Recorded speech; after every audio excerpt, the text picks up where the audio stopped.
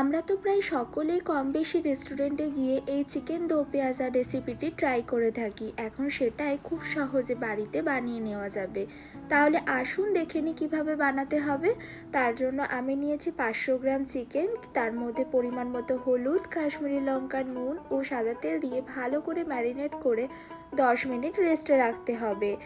তারপর একটি মশলা করে নিতে হবে। তার জন্য মিক্সিং জারে আদা, রসুন, চারমগজ, কাজু বাদাম ও টক দই নিয়ে ভালো করে সেটাকে পেস্ট করে নিতে হবে।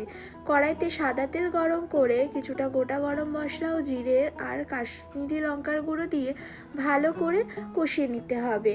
কষানো হয়ে গেলে একটু পেঁয়াজ, টমেটো ও কাঁচা লঙ্কা কুচি করে সেটা তেলের মধ্যে দিয়ে ভালো করে ভেজে নিতে হবে। ভাজা হয়ে গেলে জিরে গুঁড়ো, লঙ্কার গুঁড়ো, হলুদ গুঁড়ো, ধনে গুঁড়ো ও শাহি চিকেন মশলা দিয়ে ভালো করে মশলার সাথে মিশিয়ে নিতে হবে।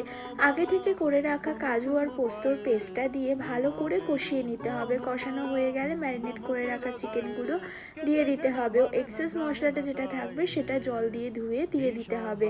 ভালো করে ঢাকা দিয়ে কষিয়ে রান্না করতে হবে। চিকেন থেকে যে জল ছাড়বে সেই জলেই পুরো চিকেনটা রান্না হবে।